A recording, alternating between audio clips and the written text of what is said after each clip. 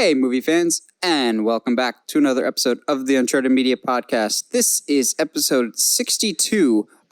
We are continuing our journey, our road to the Rise of Skywalker, Michael. As someone has pointed out to me last week, I said Rise of Resistance, the new ride over Disney World. I said that not once, but twice, because I'm a nincompoop. So we're continuing our ride to Rise of Skywalker by covering the original trilogy of Star Wars, and thankfully I'm not alone, so other people can point out my mistakes like Rise of Resistance. I'm joined once again by Michael. Michael, how you doing tonight? I'm well, sir. Thank you so much for having me back, and I'm glad you got the name of a title correctly, especially when it's a saga film, so good job there. But no, seriously, that aside, I'm really looking forward to tonight. We have a lot to cover, and it's a privilege to be back. I think more people are excited for Rise of Resistance than Rise of Skywalker. That's why I got them mixed up. And making his triumphant return, like number 30 in a Royal Rumble, Josh, how are you doing tonight? I am hanging out, man. It has been a couple weeks. I'm glad Michael's been chilling up here with you because I never want to leave you alone. But yeah, I'm glad to be back, man. Let's get into it. Yeah, so before we get in the news real quick, I said I was going to last episode. I saw Knives Out over the weekend, and I just wanted to give my general thoughts. Best movie of the year so far, not called Endgame. And Endgame only gets it for me, personally, because of the 10 years of build leading up to it. But as a solo film, holy crap, if you have not seen Knives Out yet, get on it. It is so good. Heather's given it 2 massive thumbs up. We both thoroughly enjoyed it. It's one of those that I'm desperate to go back to see it in theaters again to catch the little details that I'm sure I missed the first time. It is so good. And in other news, I also saw Honey Boy over the weekend, which is completely different than Knives Out, but nonetheless also still really, really good, which further cements to me that Shia LaBeouf one day will be an Academy Award winner because holy crap, he brings it in Honey Boy and is so gritty and real and just raw in the movie in a way that I've never seen before. It's just fascinating. But yeah, Knives Out is the movie that I've been waiting for. Like, this year has not been great for movies, but Knives Out was great nonetheless. So we'll transition now to our main topics, most of which, all but one this week, are trailers, because for some reason, every studio was just like, hey, we got a trailer. Let's drop it all around the same time, which is, oh, okay. Let's start with the big one right off the bat. Wonder Woman 1984. So this was more or less the one that everyone was anticipating coming out of the Brazil Comic-Con this past weekend. Josh, I'll go to you first because you've been away and you're my fellow DC brethren. What did you make of this Wonder Woman trailer? I was already kind of down for the new Wonder Woman, but this definitely sold me on it. The new costumes, the references to literally like Golden Age Wonder Woman comics, it was really good. I mean, I'm interested to see if Cheetah is actually going to be the villain, or if this movie will just cause her to be the villain, to turn into like an origin story for her or whatever. Michael, what are you thinking WW84 wise? Well, so first off, I'm going to go see the movie regardless of what the marketing is. So I want to get that out of the way. I really did enjoy the first Wonder Woman. So I honestly forgot that this was actually coming. So what a pleasant surprise. So I appreciate the reminder, Nate. I attribute that to you.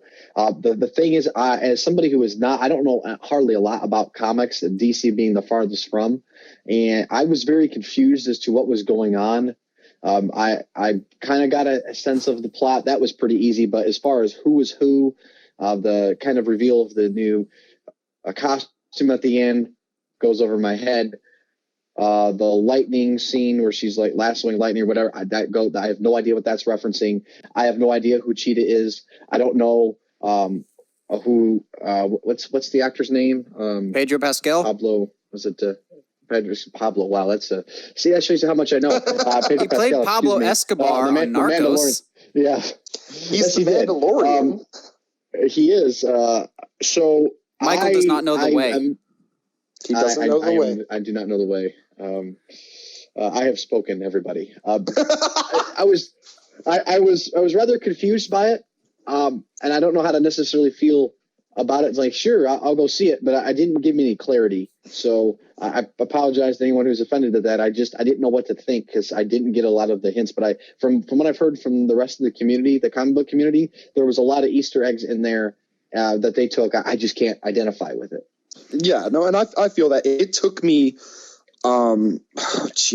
maybe a 30, 45-minute conversation with a friend of mine to really catch everything that happens in this trailer. So even as a kind of more of a DC head than you are, it's still, there was a lot of stuff that they really pulled out of the vault, to say the least. Okay.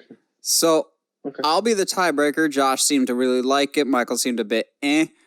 I don't want to do it, but I side more with Michael than Josh. I'm not a fan of the Wonder Woman trailer, actually. Really?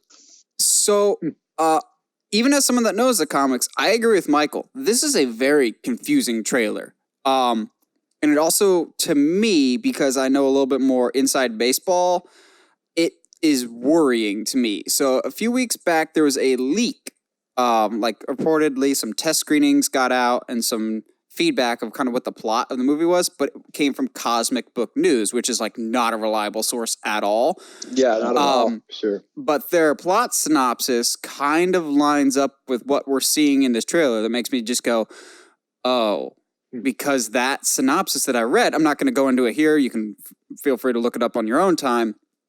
Sure. It's not a bad premise, but it's not nearly as interesting or original as I would like a Wonder Woman sequel to be. That being said, I don't think this trailer is all bad. There's a lot of good things in it.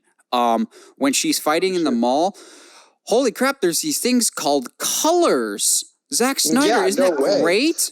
Like, her costume popped. There's red and blue and daylight. It's the exact opposite of the color scheme in the first Wonder Woman, which at the time makes sense because it's World War I. But tell me you didn't get Stranger Things vibes when she goes to the mall. Yeah. And that's a good point. To clarify for Michael, Pedro Pascal in this movie, they've already confirmed he will be playing a character called Maxwell Lord, who's kind of like Lex Luthor meets Professor X of like genius with powers, but not like overpowered powers.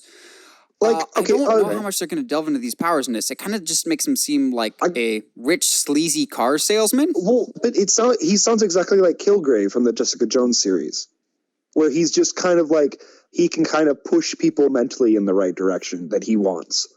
Yes. So in the trailer, you kind of get this sense of like, there's this magic rock thing that's what he's got on his desk.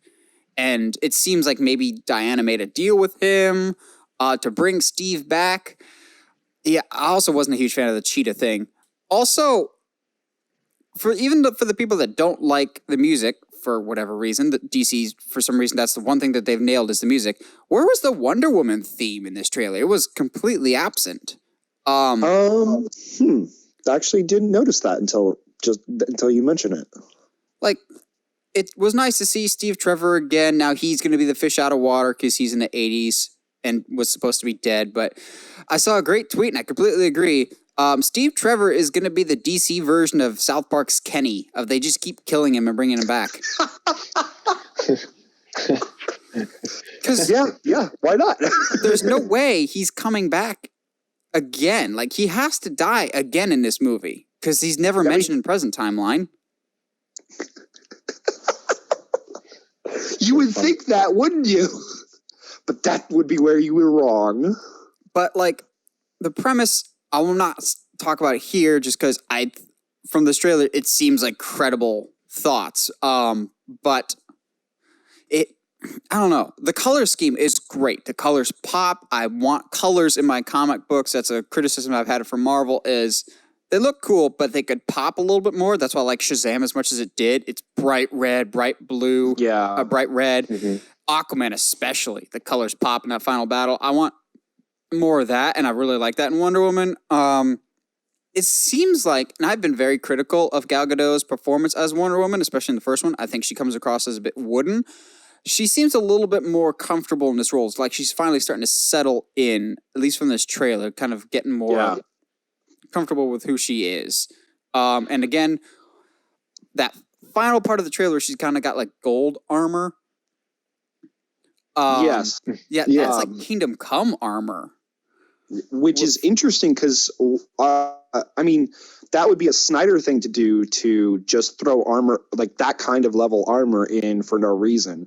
Unless that's the direction they're going to go with the current story, either with just Wonder Woman or the overarching, like, all series story. Yeah, I don't know. I watched this trailer like 3 or 4 times just to see like if I could get my excitement level up, and at least for me, it never really got my adrenaline pumping of like, yeah, super excited to see this. It was just kind of, all right, this. Yeah. Maybe because I hyped it up too much, and I really didn't think I hyped it up that much. But I guess for me, the trailers that I like the most that we're going to be talking about this week are the ones that I had no expectations for. Those are the ones that I like the best. Yeah. Michael, any closing thoughts before we move on to our next one? No, I will say a fanny pack for the win. What an MVP is. Not many men can pull off a fanny pack. Chris Pine can. No. Yes, he can.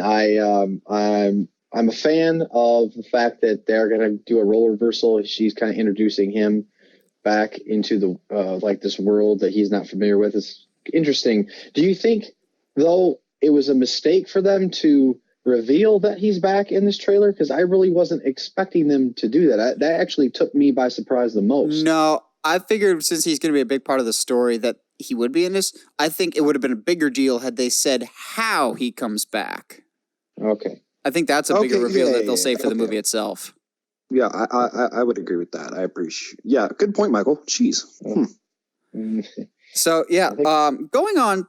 This is going to sound weird, but our next trailer is actually the one that I enjoyed the most this week from a very unlikely source called Ghostbusters. Ghostbusters Afterlife, I guess, is the official title for it now. So I'm going to officially go on record and say I'm not the biggest Ghostbusters fan in the world. I like the Halloween Horror Nights house this year, and I think the first one's just kind of, it's fine.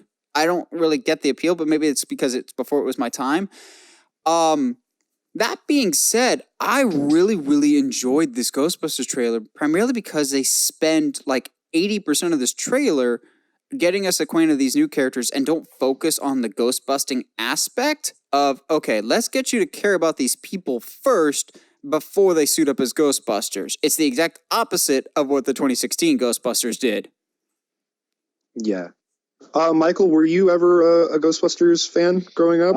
I have not seen one film. I honestly have not. I barely even know the Ghostbusters theme. I only know that because of like the high school band. That's pretty much it. Unfortunately not. So seeing this trailer, I'll give it credit. I don't know if it's still going to be something I'm interested in going to see, but the feel they're going for, you definitely can see a lot of the influence that, I don't know, just again from the outside looking in, the impact that Stranger Things has had on how they shoot and how they film kids, along with the It series here being reimagined. It just seems as if trying to go more of a serious route with kid actors, it seems to have more of a resounding impact on just culture, and I appreciate that aspect about it, because that one they did the all-female one they did a couple years ago, I had really no interest in seeing that. So you right there, Nathan? Jeez, I was just thinking about that movie. I had seen the first one as a kid, and I was not a fan, just primarily because I felt like the characters themselves, the guys that are the Ghostbusters, are not good people. No, and they're really not. No, and I couldn't get behind like characters that were supposed to be my good guys, but were not good guys. That's so why it you was hate tough Karate Kid, didn't it? Yeah, it was. Yeah, because Daniel was a terrible human being. But regardless, I'm kind of with Michael on this one, and you I guess, Nathan, is that I'm starting to see this trend of people using kids for actual kids to act kid parts, and I am enjoying. We've got a good crop of kids acting these days, and why not use them? Because Finn's in almost everything. The kid, the little girl, McKenna Grace. Yes, what is she in? She was in. She's been in something horror related because I've seen her before. Either Haunting of Hill House or Annabelle Creation. Annabelle Creation, maybe? See, I remember her from, I think it was that Chris Evans movie. She was in a Chris Evans movie recently, The Gifted.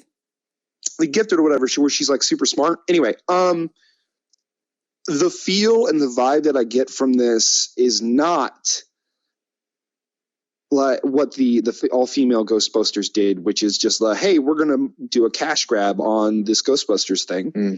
It was more like, hey, let's go on an adventure in a world that is, that this story existed in, rather than just, we're going to milk this as much as we can. And the references that they do bring up, they don't beat over your head of so this seems like it's Egon's grandkids, and they're into molds and funguses. That's a thing that Egon liked in the original. So that seems like a good link, but not beat you over the head with it. I don't know if this is going to be applicable to Michael, but I know Josh is going to know where I'm coming from this. It's going to be a weird analogy, but the movie that made me... I didn't think Stranger Things when I saw the trailer. I actually saw the way that it was shot and some of the interactions from the characters made me see more of 2017's Power Rangers of... Oh, okay. Yes. Let's focus on the human interactions and get you to care about the people and their small town before we get you on this big grand adventure. The way it was shot, it looked a lot like Power Rangers. It felt a lot like Power Rangers. But in this sense, I think that's a good thing. I love that movie. Yeah, no, I would agree with that. And Michael, it sounded like you were on board with that as well. Oh yeah, I really did enjoy Power Rangers. It was so much better than what I was anticipating. And not because I thought it was going to be awful. I just, I always felt Power Rangers belonged in that really cheesy category for preteens, but they really did put effort into some areas that they didn't have to. And Nathan and I talked about this previously, is that there were actual real character moments in that film. So what you're getting at, Nate, I would agree with you. I definitely understand the sentiment of taking moments aside in film and not rushing through a scene, not rushing through a shot, and actually letting the camera linger and letting the dialogue kind of, I don't know if it's a specific tactic screenwriters are using nowadays, particularly with preteens or teen actors or children, but they're giving them more to do. They're not treating them as less than.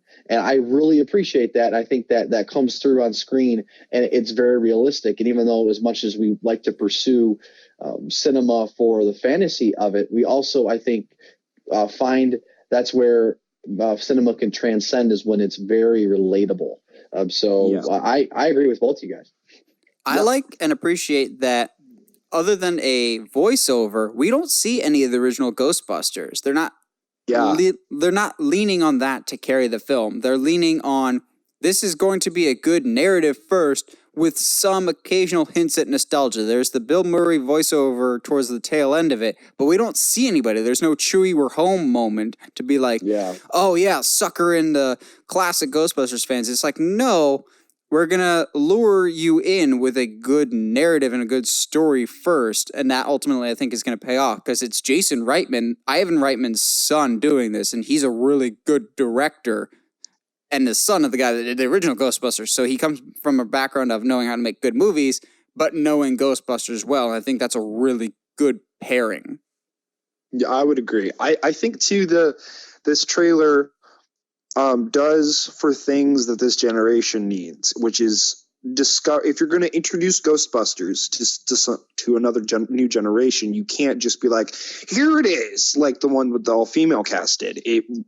It's allowing the audience discover it along with the characters. Yes. I think also the big issue that 2016's Ghostbusters had that this movie doesn't seem to be having is they're very upfront of like it or screw off. It's your fault if you don't like this. Whereas this one's just hey, this is a movie that you might like. If not, that's totally fine. Yeah, I agree with that. Now, I'm kind of on the fence with this next trailer. The Black Widow trailer, I think, dropped earlier than expected. Maybe they wanted to get out in front of the Wonder Woman trailer. So this Black Widow teaser, I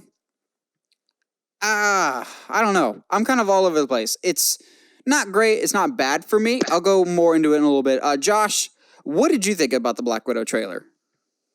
It was fine.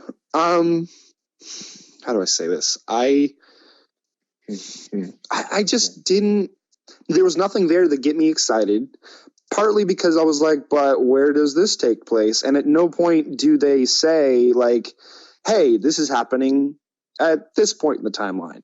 Because, for all of us, we're Black Widow's, spoiler alert, like not alive. So how weird would this, exist? Obviously, I know where it takes place, but there is some good stuff though, and I watched and read a couple articles as to who some of the characters are, and if those articles are correct, then we actually have a good direction for the Black Widow character.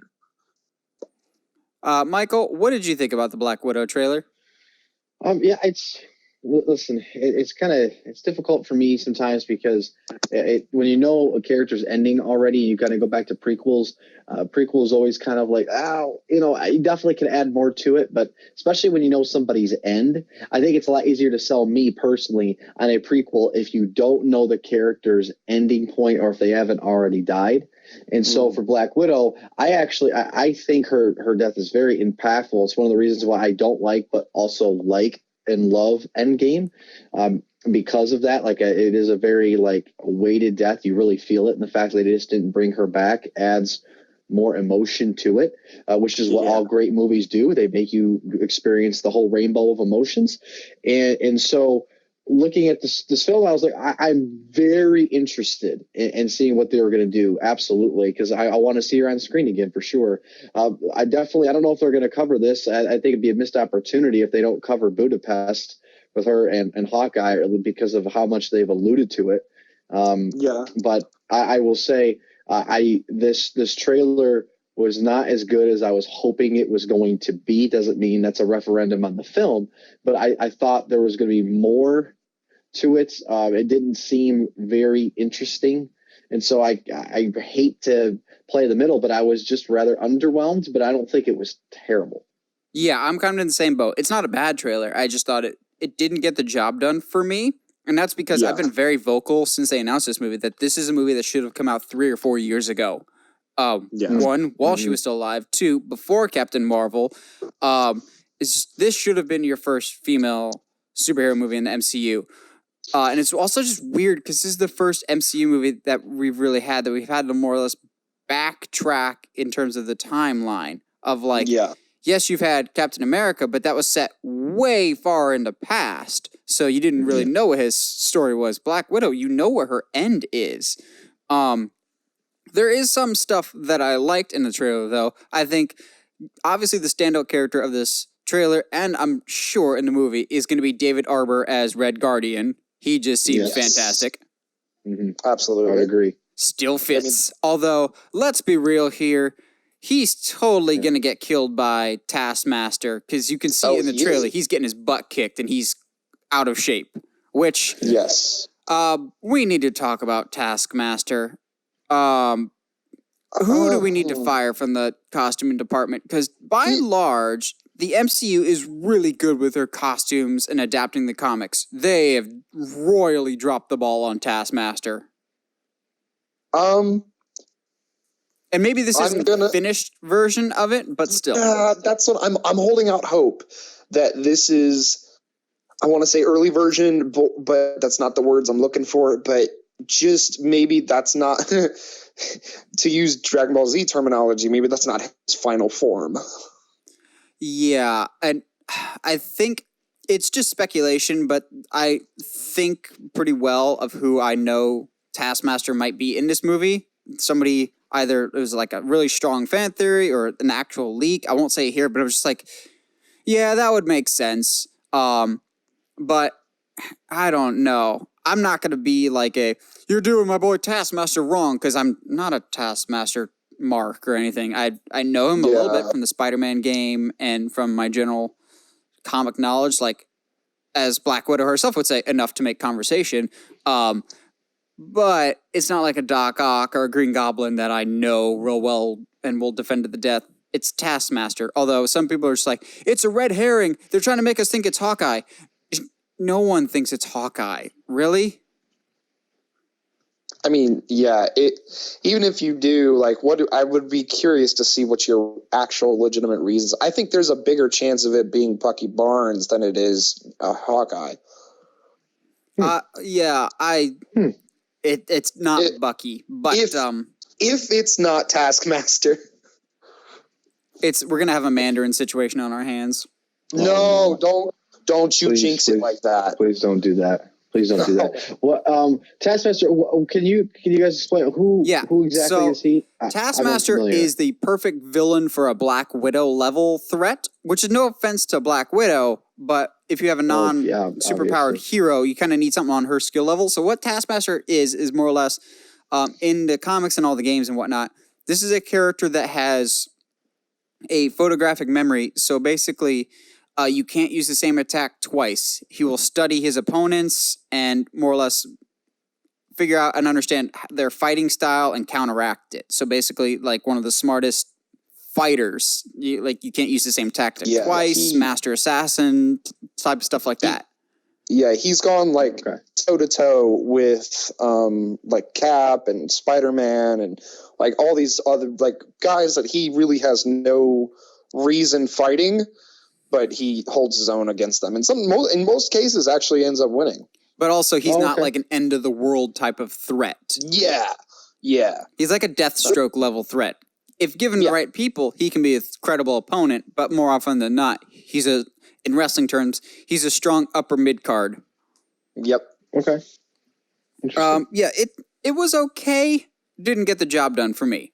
I'm with you on that. So our next trailer, though, I've had a little bit of a journey, a hero's journey, if you will.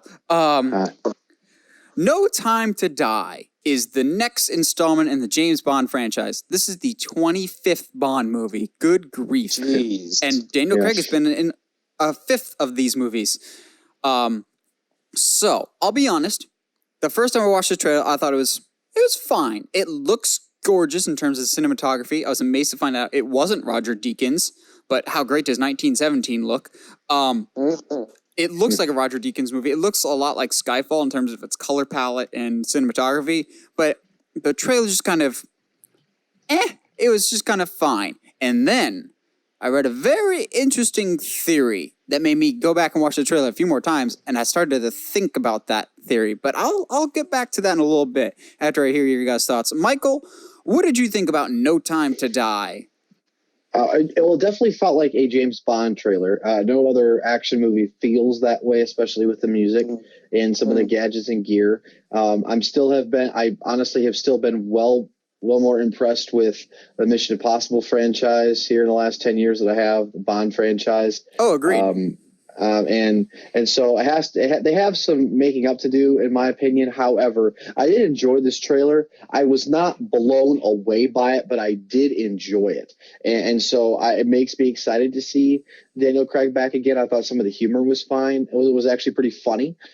So I don't know. I'm curious of where they're going to go with this. And it's about time that we get this movie. I'm going to have to, by the time this comes out, I will have to watch, Spectre again. Unfortunately, I don't really remember that movie because it was an okay movie, or memorable. Yeah. Yeah. So. I would almost watch Skyfall first before I. What's wrong with Skyfall? I love Skyfall. No. I'm sorry. Let me rephrase. I would see Skyfall before seeing No Time to Die rather than Spectre. Oh, okay. Yeah, Skyfall, believe it or not, was the first James Bond movie I ever saw. I saw that in theaters in college, and I love it. Whoa, that's shocking to me. Holy cow. Yeah, that was the first Bond movie I ever saw, except for another one. But I'll circle back to that later because it involves the fan theory that I saw. Okay. Josh, what did you think of No Time to Die? I'm kind of on board with Michael here. I enjoyed it. It didn't blow me away, but I enjoyed it. It like to beat a dead horse here. It felt like a James Bond trailer. Like clicked all the ticks that it needed to. I definitely felt more excited for this one trailer wise than I did Spectre. And I enjoyed seeing some of the old school gadgets with the car and the miniguns and the lights. Like that was very quintessential Bond. And I think if Skyfall did anything, of all of the things that it did right, if it did anything really well, it made it feel more like an old school Bond movie rather than something that was trying to keep up with the times. Yes, I think at times Casino Royale feels too much like a Bourne movie. Yes. Skyfall felt very fresh and original and fun. So just for the safety of those listening, I'll put up a spoiler alert just in case this ends up being true. Of time to put the tinfoil hat on. I need to make an actual segment of this, of like Nathan's Conspiracy Theory Corner or something. I almost feel like we need to make a shirt that just says "Put your tinfoil hat on." Yep, and make it like a metallic material or something. Yes, like an old NSYNC video, or just sell metallic hats. Anyway, all right. So yeah, once again, in the off chance that this is right, and again, I'm not going to take credit for this theory. A lot of people are putting this online, but I will say spoiler just in case this ends up being true. So. After I saw Skyfall and absolutely loved it, I wanted to see more James Bond movies. So I went to the original, the very first one, called Dr. No. So, okay, the villain in this new James Bond movie is going to be played by Rami Malek, who is just born to play a villain because his eyes terrify me. For those that have played Until Dawn, he is so creepy. But his character is just known as Safin. Safin. That's it. No real character description, very vague details. Some people are suggesting that we may have a repeat of what we had with Spectre, of Christoph Waltz's character is not really anybody important, don't pay attention to this, and he's actually revealed to be Blofeld, spoiler alert, or Benedict Cumberbatch totally isn't playing Khan. JJ, we know he's playing Khan, just admit it. He's not, he is. We may have one of those situations on our hands with Rami Malek not playing Safin, but in fact playing a modern update of Dr. No. So, okay. I'm starting, once I saw that theory and I went back and rewatched the trailer, there's some interesting things to note in that aspect of that might not be that far-fetched. Of he, side by side, he bears a striking resemblance in some shots in the trailer to the original Dr. No. And also, granted it was the 60s, it was very dated. In the original Dr. No, the ending was like this underground lab with people wearing like hazmat suits, white and red hazmat suits. There's a shot in the trailer that kind of looks like an underground fortress with, what's that? Guys in white and red hazmat suits. Yeah. And also, how interesting would it be that the quote-unquote last Daniel Craig James Bond movie ends with the very first James Bond villain, bringing it full circle. Interesting. Michael, you were going to say something? No, I was going to say, so like that's the quote unquote end game here of the series, is kind of really bringing it back full circle, then basically kind of ending this and maybe kind of like a whole new reboot of what we know James Bond to be in like 4 years or something. Is that kind of like what the end play would be? Maybe. Or just kind of bring back another classic villain like they did with Blofeld. My only issue with this is you literally just did this in the last movie with Blofeld. If you hadn't done that before, I think this would be a fun, cool twist that, honestly, we're getting way too much of that in movies recently of this villain isn't who they say they are. Yeah. But I think this could be at least a little fun twist. Again, this is just something that fans are throwing out there. I don't know if it's credible or not, but... Yeah. I mean, it'd be interesting to say the least. I can kind of see it working. As far as what Michael was saying, I mean, it almost seems like they're going to try to pass the series off, but it also seems like they're not wanting to. So I don't know. We'll see. Oh, Daniel Craig's like, please get it off my hands. I want to be more. Yeah. I want to be more Benoit Blanc. Wow, that's great. Yes. Also, I can see Daniel Craig doing so many other things right now, but he's doing James Bond. So it's weird to go back and watch Bond now that I've seen movies like Knives Out and Logan Lucky, where Daniel Craig is having so much more fun. It feels like Bond to him is just an obligation. Like, he doesn't seem like he's enjoying it, whereas Knives Out, holy crap, that's the most fun I've seen an actor having in a role in a long time. Yeah. Mm-hmm. Well, and what's interesting is you guys were all the same age, so like we kind of grew up with Daniel Craig as Bond. Like there wasn't he's the first one I watched, but for me still, as much as Connery's the best, when you say James Bond, I immediately think Pierce Brosnan. I mean, same. Yeah, same. I agree. Same, yeah. But like as far as us going and seeing movies, I mean, I'm not too familiar as when the last Pierce Brosnan one was, but 1998, I think. Yeah, so I didn't start watching movies. Die Another Day, maybe. Yeah, maybe early 2000s. So as far as my movie going watching life, Daniel Craig's been Bond. So I mean, this is kind of a goodbye, I guess. And in some ways, and I know he's been very vocal on how much he hates the role, but I really hope that this sends him off in the correct way. Mm-hmm. I agree. And it was 2002, Die Another Day was the... Oh, I was right about Die Another Day, at least. Yes. Which seems like a film that came out before the millennium, honestly. If you go Is that the terrible one with Halle Berry? I'm not... I believe so. I believe you're right. I'll confirm it here in a second. But I'm looking forward to... I will say Casino Royale is such a... a steroid injection that was for the Bond franchise. Yes, it's more or less the Batman Begins of Bond. Yeah, that was my first Bond, actually. Was the Casino Royale technical remake? Okay. Well, yeah, and yes, that was Halle Berry and Rosamund Pike. She played the. Really? Interesting. She played one of the villains. I know she burst on the scene critically with Gone Girl, but she was in a lot of bad movies before that. She was in that. Yeah. She was in Doom with Carl Urban and The Rock. Oh my gosh, you're right. Holy Moses! What was that? 2003. Yeah, something like that. Doom. I thought Doom came out right at the millennium, but interesting. How haven't we gotten a remake of that? That'd be great. Yeah, they just remade the game and it was a huge hit. So, I would love a Doom remake, except do it right this time. I mean, but Nathan, nobody wants to see a horror movie about guys killing demons and things. You just are scarred by House of the Dead. Leave me alone, all right? Let me wallow in my coffin. That's really funny.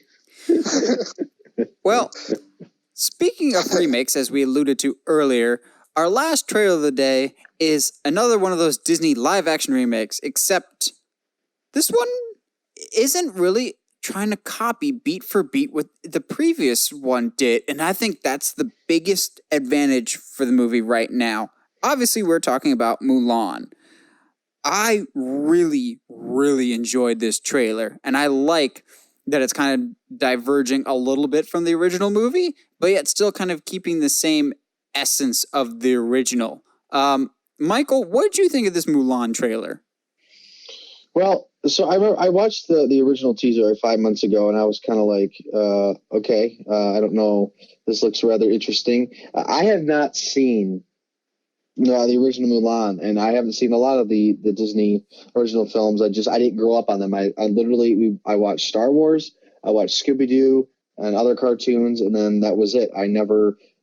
Since as an only child, I didn't have other siblings, or I didn't have sisters who were into Disney and those type of things. So my parents never just introduced me to them. So now that I have Disney Plus, I can go back and have that type of perspective. I will say though, out of all of the live action like remakes that they have made of the classic animated original films, this one I'd be more likely to see than any other. I did not see Lion King.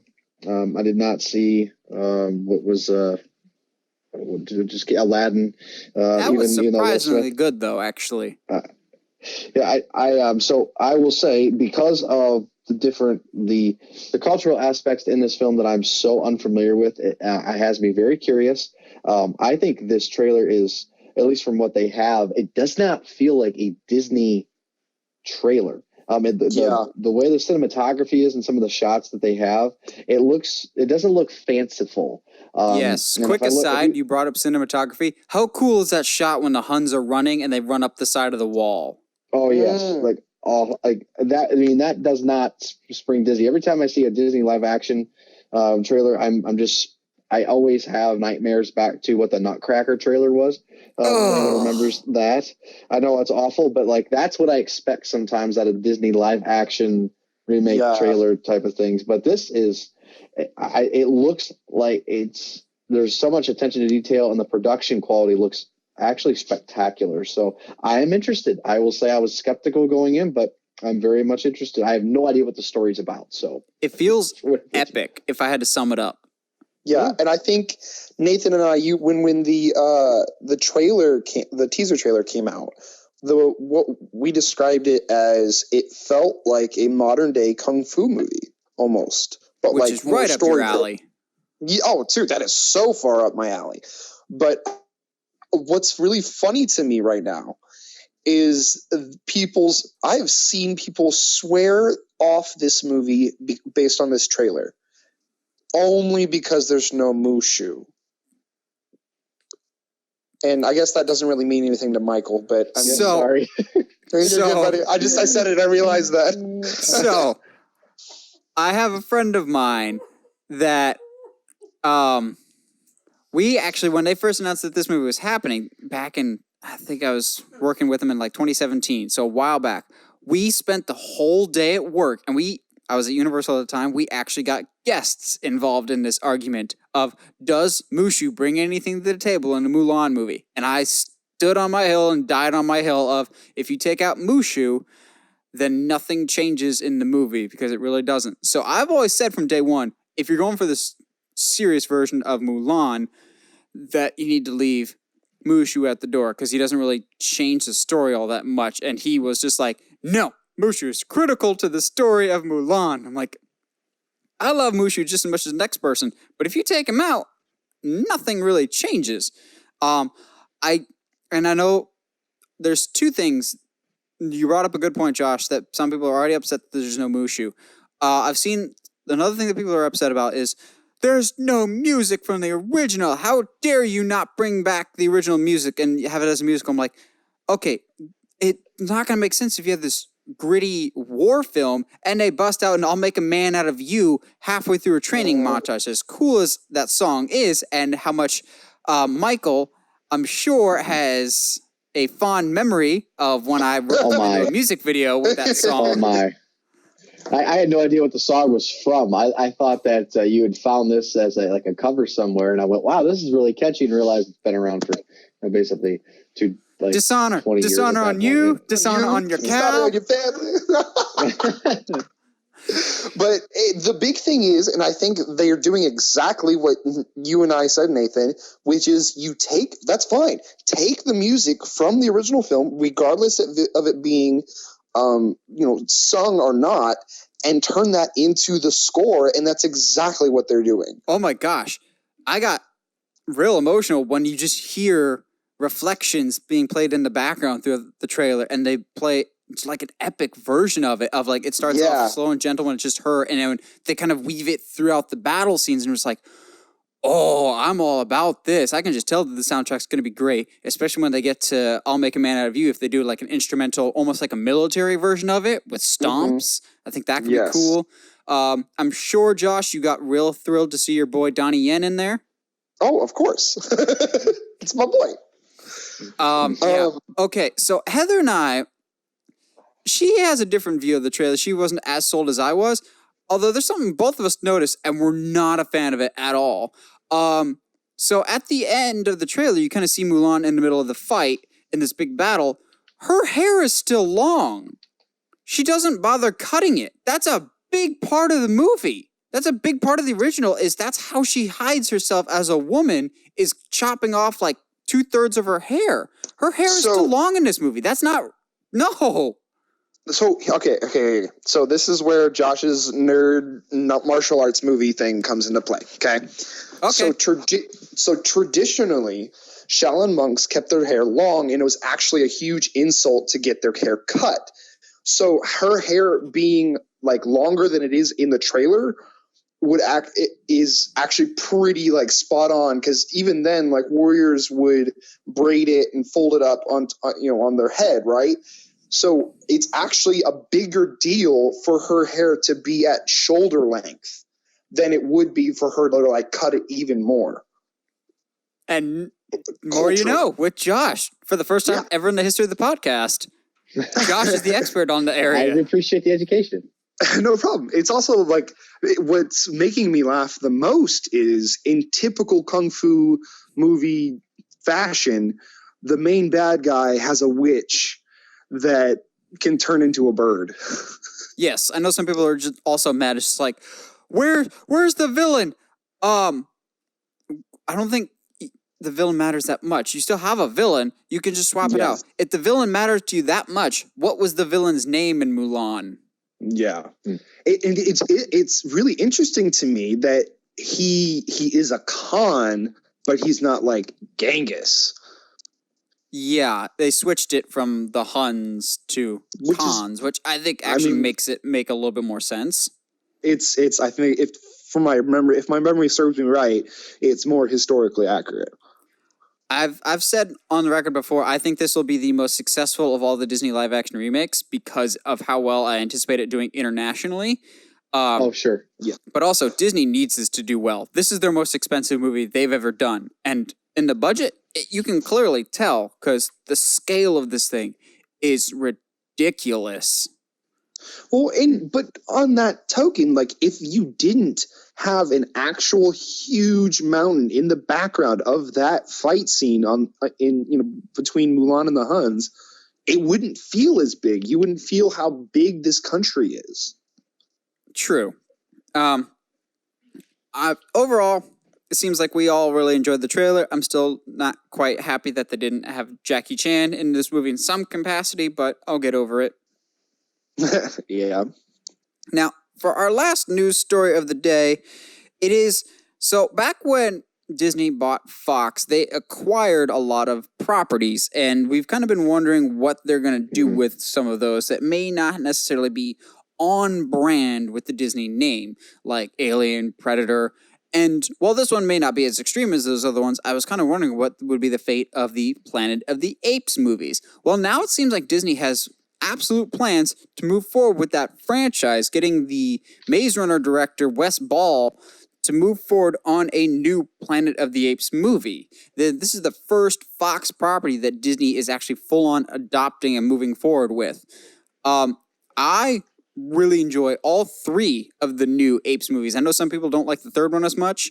I enjoy all three of them. I actually think the first one's my favorite.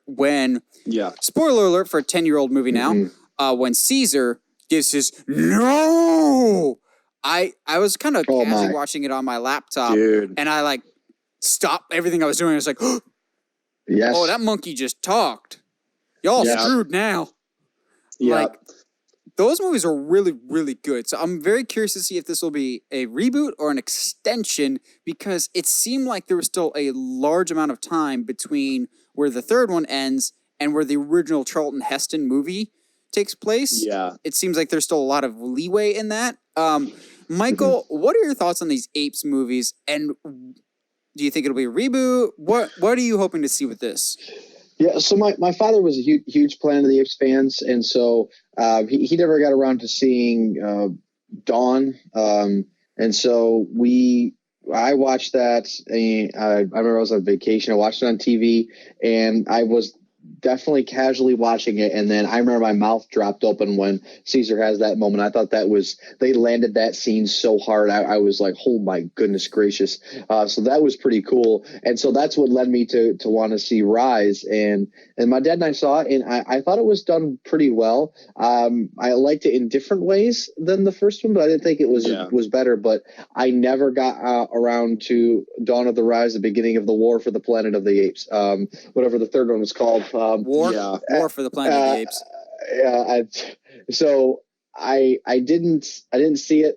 I remember seeing it every time I go into Best Buy. They had it playing on their TVs, and I'm like, I'm just not interested. So I don't know. The Fox properties, I'm actually, as you know, Alien. Nate, I'm more interested. Yes, I'm more interested in Disney doing something good with different Fox properties. This one, I'm Let's not be really honest. interested Not even in. Alien can make a good Alien movie. No, unfortunately, no. I'm not really interested. They did their thing unless they just, I don't know what they'd like to do. But I've seen it before. It's been done. I think if they want to reboot it, it's too close. So yeah, that was going to be my big nitpick. Was like, I thought the rule was you're allowed to do, or the unspoken rule, you're allowed to do remakes after 8 years, and it's only been, Nathan's right, it's only been 10 years since the first one, but that makes the third one was only what, like a year or two ago, not even. Yeah, maybe, if that. So having something this close to it would be, no, it had to have been at least like 3 years ago, because Matt Reeves has been attached to the Batman movie since, I don't know, 2010, it feels like. Okay, well, regardless, that will still be the literal equivalent of recasting Spider-Man so close. Andrew Garfield. Yeah, well, we won't get. We saw how well that on turned that horse out. again. We won't get on the. Well, no. I mean, the Andrew Garfield to Tom Holland. Like, there's literally maybe 3 or 4 years between those two movies. Well, that's a little bit more of a complicated situation. I mean, I agree, but I think do you get what I'm trying to say though? Is like it feels too close, like way too close. True. Yeah, I think this will be a continuation more than anything else. But it's a franchise that I would like to go back to and visit again. I enjoy all three movies. I would like to see what direction they go. I think it could be a very interesting choice. Since you've been gone for so long, Josh, you get the blessing of doing the sponsor this week. Oh man. Oh, that makes me so happy. I just wish that I had one. Dude, you had these weeks off and you still can't think of one. Honestly, let's do Monster. Monster has been my thing lately, and even though, considering my history with concussions, I really should stay away from energy drinks, but lately they've been, I work so much, so those things have been keeping me going. Monster. No, Bang has not put us out of business yet. Hey man, look, and I'm gonna sound like I'm being sponsored by them. I wish I was, because money, but Monster's got some like pretty rad flavors out right now, and like the energy level whatever is like down on them, so they're more easier to drink, and you're not like, oh hey, this is an energy drink. But we'll just leave that in the sponsor section and move on to the main discussion. Main discussion, as we said at the beginning of the show, we're continuing our coverage for Rise of Skywalker. This time, not the prequels, but the best Star Wars, the original trilogy. That seems to be the thing everyone at least can kind of agree on, even though there's some people that still say the prequels are the best, to which I say, those people are nuts, because the original trilogy is by far the best. So we'll still do the same thing that we did last week. Our earliest memories of each movie, our general thoughts for the movies, MVP for each of the original movies, favorite moments, and ranking them. So I will say, I feel pretty confident saying this for all three of us. Our earliest memories won't be nearly as extensive as they were for the prequels, because I don't know about you two, but my earliest memories with the original trilogy was basically not like any individual thing, but all of them together, coming in that gold and black special edition VHS box. I don't remember a time in my life that Star Wars wasn't there. It just was. It always has been, but I've never been like I never saw the original trilogy in theaters or anything. It's just that they were always there, and I played them to death. And I remember they were always on Christmas Day, and we always watched them then too. For me, much like my introduction to the Lord of the Rings, my introduction to Star Wars was through my uncle. I was about to say, was it your uncle? Yeah, because this is the same uncle that I get my. There's only one Lord of the Rings to watch, and it's the extended version. So, amen. I mean, that's kind of the general consensus anyway. But we used to go visit him in Canada all the time, and since Canada, we were only up there for maybe a week or so. He was like, "Hey, like, you guys want to see something cool?" And both me and my brother Ben were like, "Well, yeah, obviously." So we watched the original trilogy in one day. And so that was, first of all, not having to wait for certain conclusions was really nice, but it was, to say the least, an experience that changed my life in some weird way. I don't know if it was for the better, but yeah. Michael, what's your earliest memories of the original trilogy?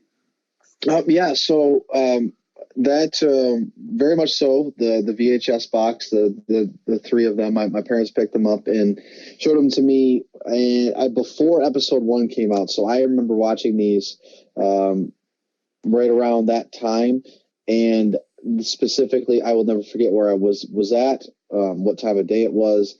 When I saw that Star Destroyer come into frame in A New Hope for the first time, I was blown away. I just like the fact that shot really does communicate the sheer scale of it, of the ship. It was just shocking to me. And I remember watching all 3 that weekend, and I had my first Star Wars Lego the week after. It was unreal. I tell you.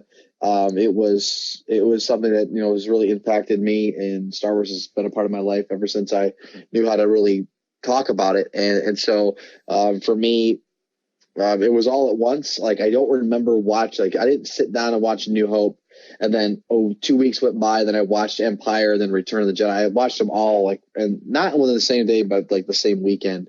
And, it's still to this day, I don't know if I've ever had a jaw-dropping more of a moment than that first Star Destroyer shot. So yeah, I would agree with that. I'm interested to hear your guys' thoughts. Were you ever surprised when you found out Darth Vader was Luke's father? Because at least for me personally, I didn't know that. Because, like I said, I can never remember without Star Wars. So whenever I watched Empire, I was just like, yeah, they're connected. But I can't remember the first time I watched Empire to know or not. I couldn't agree with more. I was more shocked that when Luke ignites his lightsaber in episode 6 that he had a green one. I was more shocked at that than anything else. I for some reason, that whole moment just kind of goes right over my head.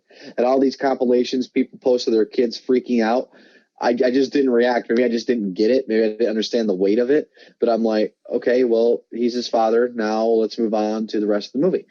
Yeah, I didn't understand the thematic nature of it. Yeah, I think maybe it was because I didn't see it until maybe I was 10 or 11 or something like that. But so maybe the weight of that discovery didn't hit me as much as it would if I saw it now. Although they're not really subtle about it. I recently went back and rewatched all of them with the tag of doing going through Rebels and then watching Rogue One and then leading right into A New Hope. They're not subtle about it at all at A New Hope. How did nobody realize it? Looking back now, it's not subtle. Oh, no. Yeah, I don't know how people didn't figure it out sooner, especially the German audience. But yeah. But let's go into our deep dive, our main section of the discussion within the discussion of kind of just giving our general thoughts and discussion about each of the movies. Let's start with Star Wars or A New Hope. I will always just call it A New Hope because I know it was originally just called Star Wars, but it's A New Hope to me. Yeah. This is going to be a spoiler alert for my ranking later. This is my favorite one of the original trilogy. It is not the deepest. It is not, from a technical standpoint, it's not the best, but it's my favorite just because it's the most straightforward, good guy versus bad guy, space fantasy. I really enjoy the original Star Wars for what it is. That being said, Josh, you're absolutely right. None of these, well, at least the first one, it is not deep. It's not subtle. It is very straight to the point, and I think that's why it is easily accessible to kids. Yeah, I would agree. Josh, start us off. Thoughts for New Hope? It's not subtle. It's straightforward. It gets the job done. But I don't say that as a negative. It's what you need as a movie that's going to introduce people to a larger world. You don't want to go and be like, all right, so here's the thing. There's this ring, and there was these guys that liked all this. They don't try to bash you with exposition. They just go, hey, here's some characters to like.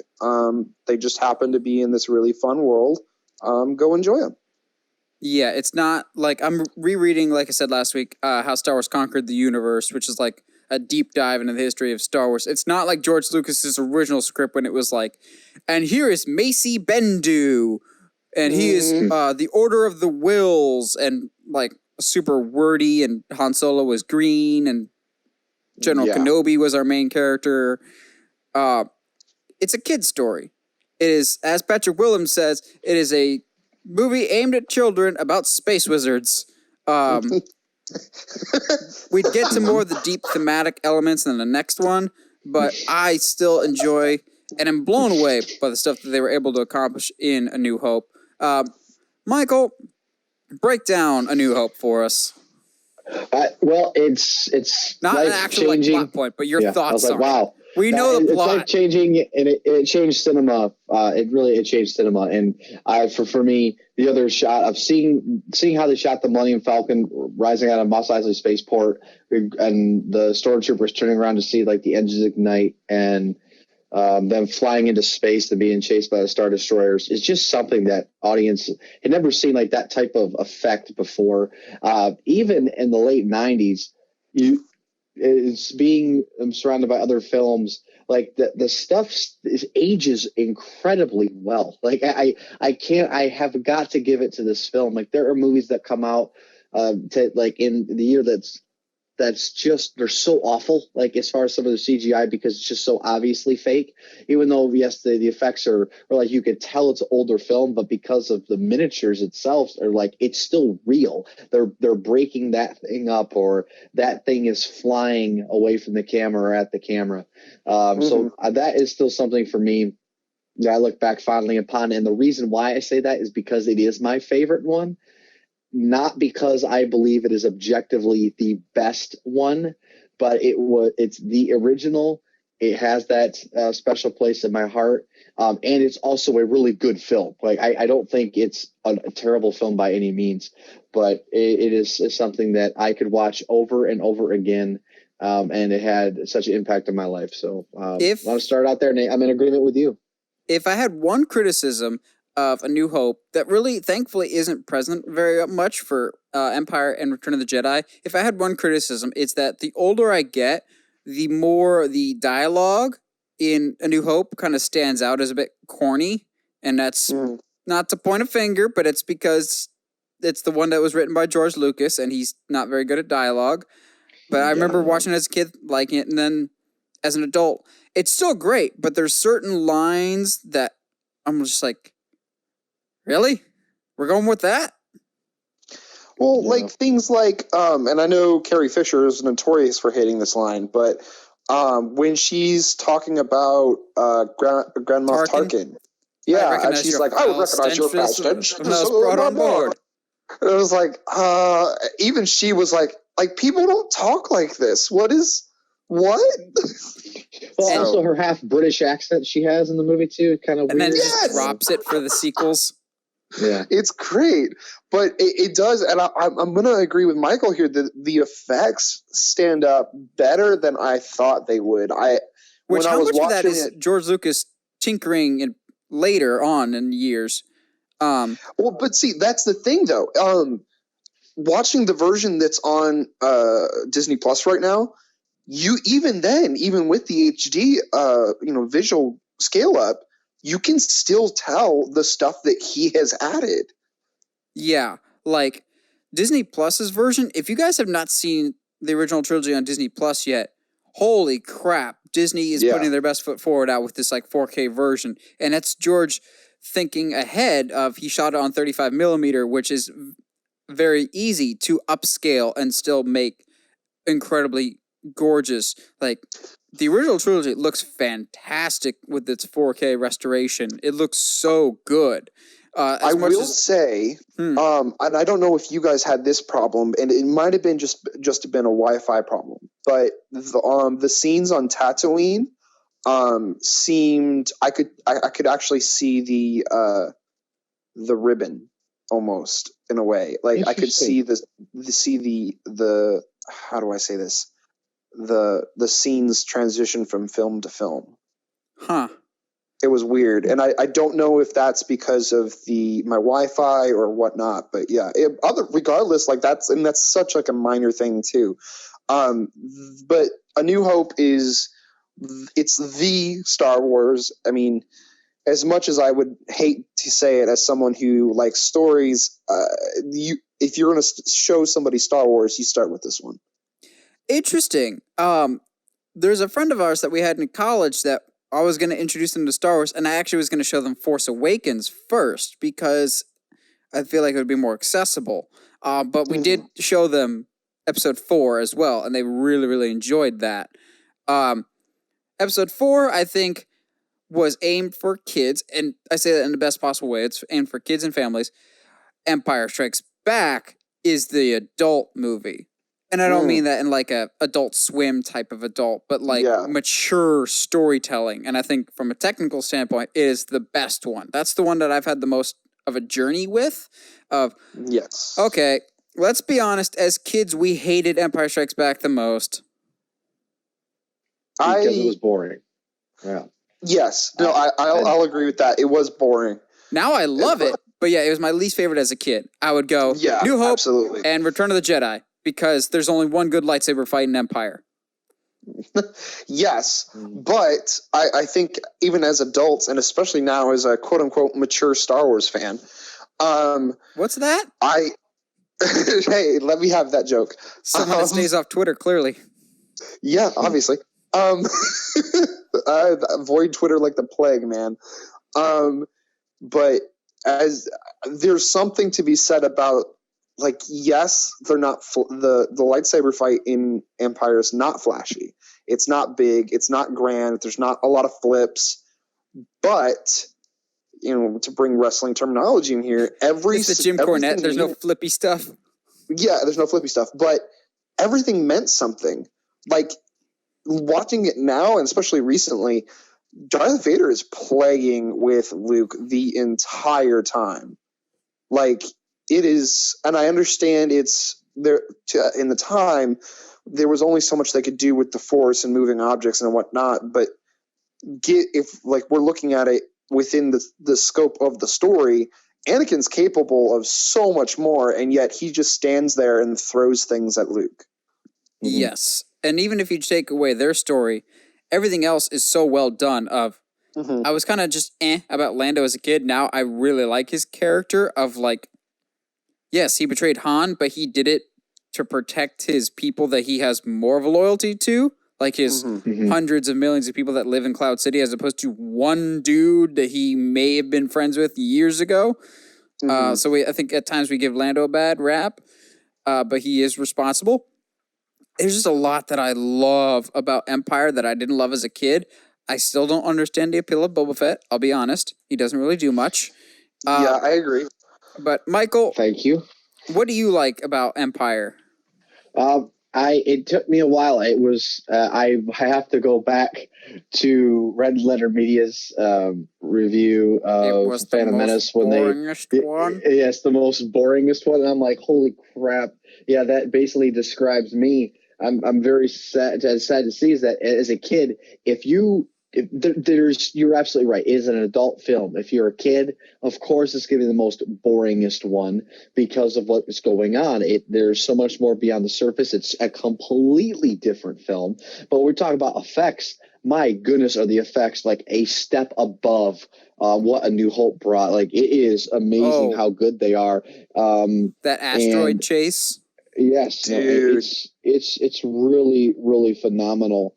How they shot that, but it is, I think, for storytelling wise, allegory, metaphors, some Shakespearean type of conflict. It's remarkable, and they hide a magnificent twist that's also believable. It's not out there. I mean, how many films get a twist where you can shock audiences, but it's not a Mandarin type of shock and stupid twist, but it's also believable. So it's like, oh my gosh, yes, I mean, this is completely realistic. Like, why do I believe this? And there's got to be a science or an art or philosophy in how screenwriters can do that. But it is, I think, objectively the best Star Wars film for a multitude of reasons. But it balances out the fact that it doesn't end in complete despair. There's this little embrace of like what's to come, like as far as this potential hope. But you are left knowing that yes, the Empire strike back, and they weren't going to go for a fairy tale ending. And from 1980. Giving that to him, like I don't know if you guys know this or not. Like I'm not sure. Was this film? I know it wasn't a unanimous like appreciation. That people loved the first one better than this, and I can understand why. Yeah. I like that you brought up the ending. To me, it's not a down ending. It's like a boxing match where the person didn't get knocked out, but they definitely just hung in there till the last round, but we're getting just pounded for most of it, and clearly the decision's going to the other person for who wins. Yeah, it's Nathan. What's always the thing that we're talking about that movies miss all the Nicolas time? Cage. Okay, that besides Nicolas Cage, character development. Like yes, Ray. Yeah. Okay. Ray's the same character in every Star Wars movie. Of I don't know who I am. Let me train more. It's okay. Yeah, they're saying boring, and I'm inclined to agree. Quick side note: it's hard to grow as a character when the timeline of the first two movies is literally like one right after another, and you never lose, John Cena. Exactly. That is the thing for Luke. Yeah. Oh, dude, don't get us started on John Cena. If someone never loses, they're not interesting. Yes. Even Superman died once in a while. Oh man. But the thing that Luke's story, I think, is what grabs us so much is because, this is like he gets the crap beat out of him. Yes, and you can tell honestly, to piggyback off that real quick, going into Empire, I'm going to say the controversial thing. He deserved to get his butt kicked because he's a horrible character in A New Hope. Oh, dude, he's not a good. He's a brat in A New Hope. Oh, he does. Well, yeah. But I wanted to go to Tashi Station and pick up power converters. He takes after his father. You were so right. I never even thought about that. So the thing about that though is I think even with something his aunt says is like you can't keep him here forever. He's got too much of his father in him, and that's what I'm afraid of. To me, that says he's been trying to leave for so long that it's more like I'm annoyed that I have all of this responsibility that is needlessly in my point of view needlessly being a certain put on. point of view. Yeah, from a certain point of view. Anyway, I will also say with Empire, I remember him being a much bigger role, but as I get older, Yoda's really not in Empire that much. He's like the best thing about it, but he's not in it nearly as much as I remember. That being said, I appreciate him more as I get older. I'm gonna say it. As a kid, I didn't understand what the big deal about Yoda was. Same. I didn't get it. I didn't on a certain level. I still don't. But What? You're weird, man. Yeah, he's okay. I mean, I don't know. Like, I think. Are you more of a Baby Yoda person then? Don't give it. Hey, that opens all kinds of avenues and opportunities for storytelling, but I won't get into that. There's a great meme I saw of Baby Yoda. I won't. Basically, it's the Baby Yoda like turning on music and whatnot, and it's Phil Collins. I Can Feel It in the Air Tonight. Oh, and so when the ship starts rattling, that's the drum solo. It's so good. Ben. I realized that Yoda doesn't really have a bigger role until Return of the Jedi. Part? And then he immediately dies. Yeah. Yes. But the issue I have with Yoda sometimes is it felt like he was, at least definitely in Return of the Jedi, he felt more like an exposition machine of like, hey, there might be bigger story. They do it in a very masterful way that it doesn't feel that way. But really, he's just there to give information about what the Jedi is. Which, to be honest, that's every Jedi mentor in Star Wars.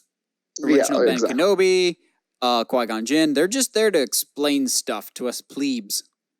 Yes. So then I'm curious. I think I'm skipping ahead here. Actually, no. Let's talk about Return before we start moving on to anything else. Yeah. This was my favorite as a kid. Really? Yeah.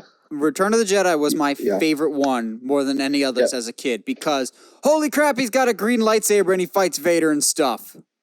Yes. I will say this is my favorite lightsaber of the series. Oh, we're going to talk about this later in my favorite moments extensively. Oh, dude, that lightsaber, when it pops out of R2 and he grabs that sucker, oh, man, like, let's go. It is on. But I think Return of the Jedi, as I get older, is the most interesting one because there's such a divide of really deep, emotional, heavy storytelling with Luke and Vader. And then cuddly, murderous bears. Literally within the span of like 2 minutes. Yeah. Bro. Yeah. But like watching back now, like they're like some of the stuff that the Ewoks pull off is just. I still don't have an issue with Ewoks. I don't get all the hate. It's hilarious.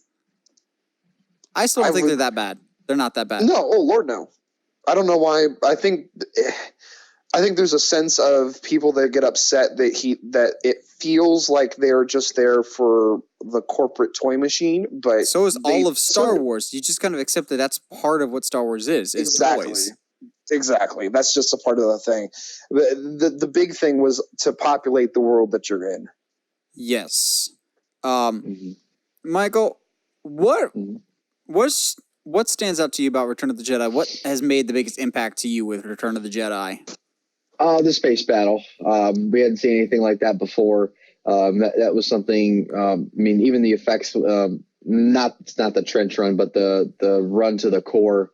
Some of those effects are just still astonishing to this day. The whole core sequence, that and the music in particular, as Luke begins to win the battle against Vader, are the things that stand out the most to me. Other than when he takes out those people on the sand skiffs, right when he's about to be put in the Sarlacc pit. You're absolutely right. That whole sequence, and especially the green lightsaber. I want to talk about two things real quick. So here's the thing: Boba Fett is the most overrated character in the history of Star Wars. Can I get a hallelujah? I can't stand the godification, that's not even a word, of Boba Fett. I think that's a good word, though. Don't understand why people like Boba Fett. He's awful. Like the last thing he is intimidating. I know that he was resurrected in the EU.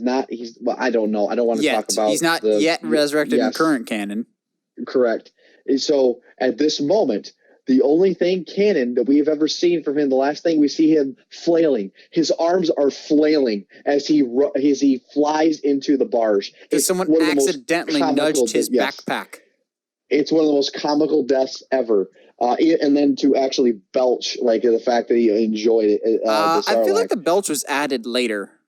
Oh, was it? Which, quick side note, we often give crap to George Lucas for changes that he made to Star Wars over time. Can we all acknowledge that the changes that he did to the Sarlacc pit were for the better?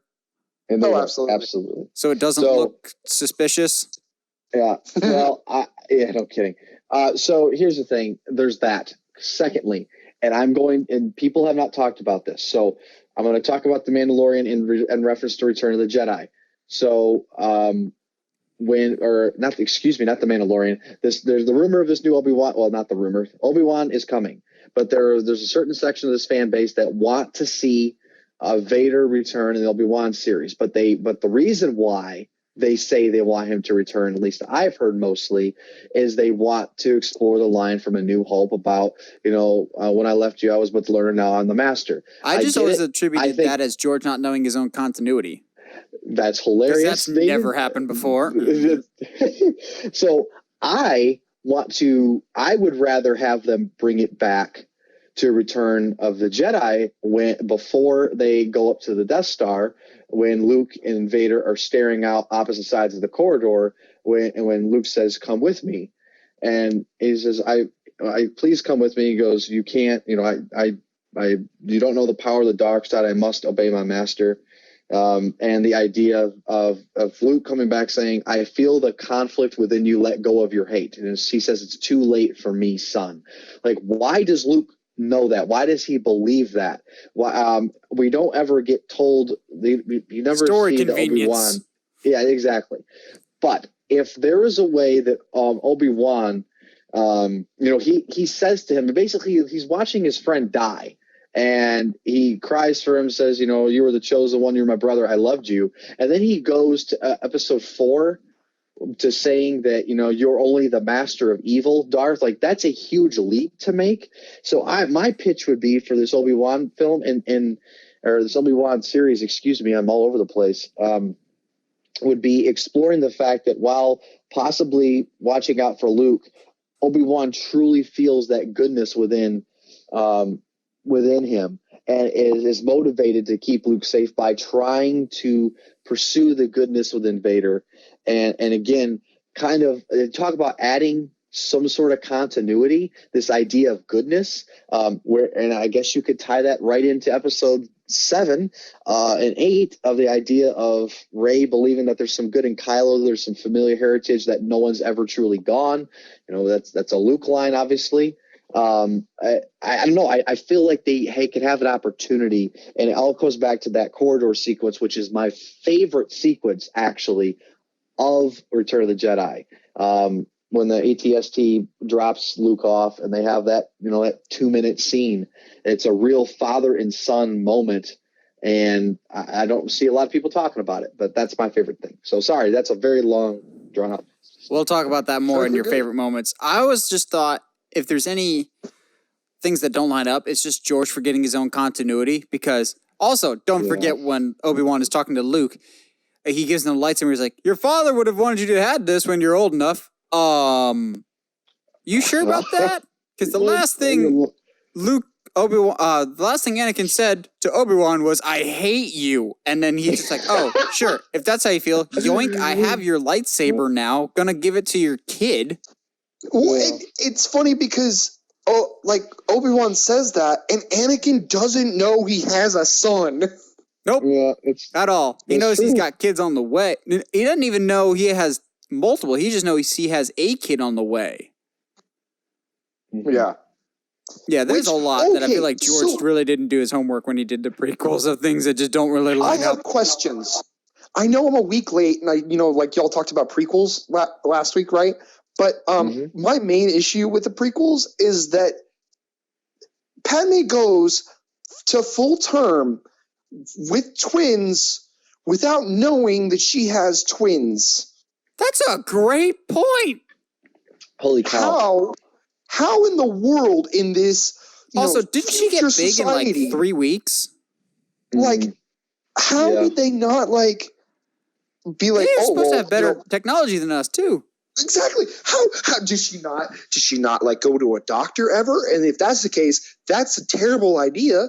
Who like you mean you can't pay anybody off to keep this a secret? Anyway, that was like I've also always wondered, how did no one at all in the Jedi Council know that Anakin was married? Like, didn't they have like sleeping quarters?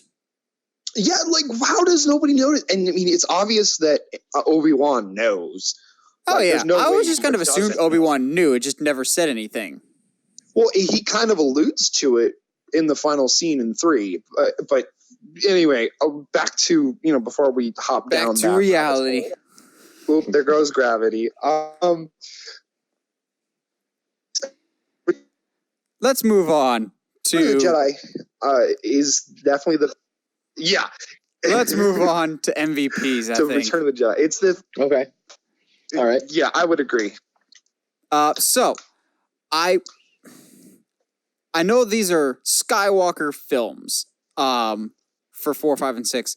However, I'm not going to give my MVP to Luke for a while in this trilogy because, like I've said, he's an annoying brat in Episode 4, but he grows his character. That's called an arc. Learn it, Rey. I feel like it makes it sound like I hate Rey. She's not the worst, but I don't like her story so far. It's hard to do anything when you're not given anything. Yeah, it's not her fault. That's a good point. I will give my MVP for A New Hope to the person that helps Luke become more interesting because he just oozes swagger, Han Solo. The movie completely changes its tone and feel once Han Solo enters the picture. It was an interesting story that gets ramped up a couple notches by Harrison Ford's coolness. Yeah, I would, and honestly, I don't know about you, Michael, but I'm going with Han Solo as well. One of my favorite scenes is when they're trying to go out to leave the Death Star when they pick up Princess Leia, and he's like, the stormtroopers are coming, and they're like, what are we doing? And he chases after him. I'm just gonna chase him. I don't know. What are you doing? I don't know. I'll figure it out. Turns the corner, and all of them are there. And he's like, "Oh no!" and runs back. It's great. Han is easily for me the center of the really all 3 of these films. But he's also the one that undergoes the most radical arc of more or less because Solo never existed. We forget it ever happened because it completely undoes his story. Basically being a scoundrel that shoots people in the face and shoots first, dang it, to coming back to save his friend and believing that there is some form of a force. Yeah, absolutely. And I think that's why, to me, that line that he says in 7 means so much when he's like, "Hey, it's all real." Like it's because even really towards the end of Jedi, he's just kind of like, "Yeah, this stuff kind of happens, I guess." Yeah, it's all Harrison Ford. It's also a time in his life that he was still trying in his movies. Yes. And to think, we accidentally got Harrison Ford as Han Solo. That's a whole other story. Very, very true. Michael, who's your MVP for A New Hope? All right. So here's the thing. I'm gonna go with a non-sentient character because of the impact they have on the that's hilarious on the rest of the story. If you want to think about droids, you want to think about the fact that how big of an impact they can have and how much of a nuisance they can be. And if you look at the journey of this droid, I'm absolutely stunned that the arc of this character, and that goes to not R2-D2, but the red R2 unit that blows its motivator so that R2-D2 can fall in the hands of Luke Skywalker and change the rest of the saga. Which, if we're going by EU canon, that Jedi was Force sensitive. That droid was Force sensitive. I'm glad, Josh, you broke Josh. is like 1A. He's like true. It is. It's true. Without him having a bad motivator, nothing would have worked. Yes, and that's my point. The Jawas would have just kept R2 forever. Seriously, R2 literally destroys the Empire. You can't. I mean, he has been wreaking havoc on everyone for 30 years, and now another 15, 20 years past Return of the Jedi. But I mean, if that motivator doesn't go bad in that red R2 unit, because C-3PO is walking away. He doesn't care. That's the best part. They were been through all of that, and he's like, don't look at me. So there you go. Also, oh man, hey, let this lesson be learned, kids. Josh can be broken. Laziness moves stories forward. That's how you sum up all of Star Wars. Although my inner film nerd kind of hates that scene where the R2 unit blows up, just because I noticed it and I couldn't unnotice it from there on out. There's a shot where C-3PO says something about, you should get R2. R2 turns his head to the camera slowly, and then not even 30 seconds later, they reuse the exact same shot. Oh, man. Because they didn't get enough footage, so they reused the same shot of R2 turning his head. You're depressing me now, pal. To be fair, though, could you imagine what that scene looked like before, considering how much re-editing they had to do upon the initial release? Yes. Oh, yeah. That's a good point. I'm not going to lie, Michael. When you said droid, I thought you were going to go with R2 or 3PO, one of the logical ones. I snapped you guys. You got me, man. You got me. You went with the bad motivator robot, which had his own comic for a little bit. Yeah. He was like a Jedi droid. I love that scene when he goes, Uncle Owen, he goes, well, it's like this R2, it's got a bad motivator. Look, and Uncle Owen goes, wait, what are you trying to pull? That Jawa? And he goes, bah! Like, what are you that's what I'm like. He's like, he just throws his hands up, like, what type of? Oh my gosh, I love that. It's still one of my favorite scenes. Oh yes, that was a good laugh. That was good. All right, can we get a Jawa spin-off show? It's like it's like Pawn Stars except with Jawas. Oh, that'd be. Oh my gosh, I'm down. What no you guys subtitles. We can come up with it. Oh man! One of the since we're talking, real quick about shows we wouldn't mind seeing Jawas. Have you all seen episode 5 of Mandalorian yet? Unfortunately, yes. I fell asleep and then I woke up and saw the end. No. Yeah, this is by far the weakest episode, and I'm sorry, it's Dave Filoni's fault. He's a great. Yeah. He's not director ready yet. No, he's not, and that's okay. He did great work with Clone Wars and Rebels, and he's the perfect protege for George Lucas, but he's not director ready yet. That's where Jon Favreau comes in. Correct.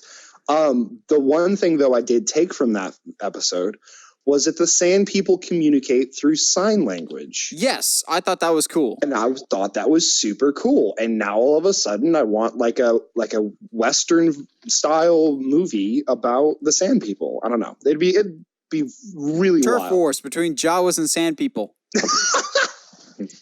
Get out of here. Okay, who's your MVP for Empire? For Empire, I will go with the guy that in retrospect wasn't that menacing in episode 4. He was actually mainly just somebody else's dog on a leash. Darth Vader is my MVP for Empire Strikes Back. This is the movie that made him the villain that he is. If you look at it, he really doesn't do that much in A New Hope besides kill Obi-Wan. Whereas Empire, his presence is felt throughout the movie as an imposing force of evil. Yeah. Oh, I can agree with that. I don't know if I would have him as my MVP though. Michael, who you got for MVP? So I'm gonna stick with the Empire character. It's and basically, unfortunately, I'm coming from the perspective of my MVP as all helping the rebellion. Are you going with the stormtrooper that gets eaten by a wampa? No, that's no, I'm not. That is a hilarious that scene should not have gotten cut. Type of. No, it's really funny though. It's hilarious. But I'm gonna go with a gentleman who really helped the rebellion by accident, and that is Admiral Kendall Ozzel, who came out hyperspace too close. Yes, came out too close to the Hoth system, which alerted the fact that they were there and the bombardment was on its way, which allowed them to escape. And gave us the rest of the movie. So, you see Admiral Ozzel. I thought you were going to go with like Captain Nita or somebody. Oh my gosh! How do you even know his name? I don't understand what's happening. Because that's one of Vader's best lines is "Apology accepted." Captain Nita. Yeah, but yes, Admiral Ozzel, and he's like I believe he is the first character that you see Darth Vader choke to death. To death, yes, because he force choked somebody in episode 4, but then let him go. Admiral Mati, yes, he chokes him but lets him go. Which so thank you, Admiral Ozzel. That's brutal. That's brutal. So, but hey, you know what? We were able to, as the rebellion, I say we because I was a part of that fight as a kid, able to detect that the Empire was there, fire up that shield generator, and get the heck out of Dodge. So I will say, Hoth, I'm not going to lie, I hated Hoth as a kid. I don't know what it was, but snow just didn't do it for me. And that's also part of the reason why I didn't like Empire was so much time spent on Hoth, but now I like it. And when the first Battlefront game launched in 2015, they had a little demo, and that was where they dropped you, was in the Hoth battle. I vividly remember me and my roommate at the time, Alex, were switching off because it was single player. So he had been playing for it. Literally, as soon as I get on the controller, I shoot down a TIE fighter accidentally on Hoth, and I'm just going, wait, did I just shoot down a TIE fighter? All right, I'm playing this game for a while longer.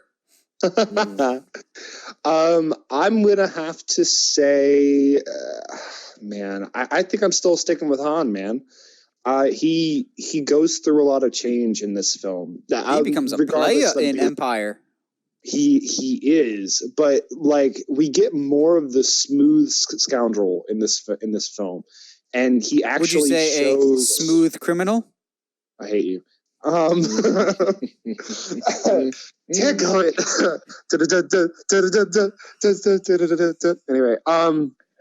no, but like just his interactions with Leia, seeing how he interacts with Lando, even to his his pinnacle line before he drops into Carbonite. I know, there's just this smooth, suave guy who at the beginning of New Hope was like, you know what? I don't need the galaxy. I'd prefer to take its money. To now, like, oh man, there's actually people I legitimately care about other than this hairy carpet that follows me around.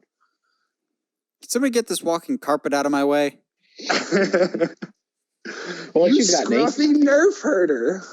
That's a great line. Also, what's a moof milker? That's not from that. That's from what? The Stride commercials? Actually, I think that's from Mandalorian. Is it? Is that what that character that I'm trying to forget said? The lady that repairs the ship? Yeah. That's no. Does she say that? Han says it in episode 7. You're right. I just watched episode 7 too, so that's probably why that's in my brain. But yeah, I like the evolution that Empire takes the story. Yeah, and it's if we're going character arcs, it's hard for me to just be like, well, Han goes through great stuff because really everybody in that movie goes through a lot. Agreed. Which brings us to Return of the Jedi. Josh, who would you say your MVP is for Return of the Jedi? Luke, without a doubt. We're in agreement. Here's where I give Luke the MVP. He has finally earned his stripes. He's a character that I actually enjoy and is mostly competent, except for that time that he's going to shoot Jabba in the face with no plan. I think it's at that point, like, if he sent Lando in, and that apparently isn't working. He sent Leia in, and that's apparently not working. He sent the droids in earlier, so he's definitely wasn't going to work. Yeah, he's like, well, geez, man, now I just got to figure this out by the seat of my pants. All right, Michael, who's your MVP for Luke Skywalker? Is it Bib Fortuna? Yeah, no, it's. I'm not gonna be ridiculous here. It is Luke, just because. I mean, he doesn't have a pivotal role in the fact that they blew up the Death Star. Because I mean, let's say if they all failed, like they would just all die, and the Death Star would still blow up. But because that's why my runner-up would have been Wedge Antilles. Yes, gotta love some of my favorite Wedge characters. needs more love. He absolutely needs more love, but he is in Rise of Skywalker. That much has been confirmed. Yes, correct. And it's about time that that he get over his vanity and just accept the money. But I have to say Luke, because he is my favorite character throughout the trilogy. He comes such a long way. And again, I mean, Nate, you're the one who actually taught me to look at that last scene in college differently. And it's because of how the fact that it is stupid that he throws his lightsaber away, but it does show the fact that he's willing to die, or he's willing to put his life on the line for the fact that he is a Jedi. And to come full circle, resist temptation, realize that he was becoming more machine than man, just like his father, wants to throw it all away and doesn't care what it's going to cost him.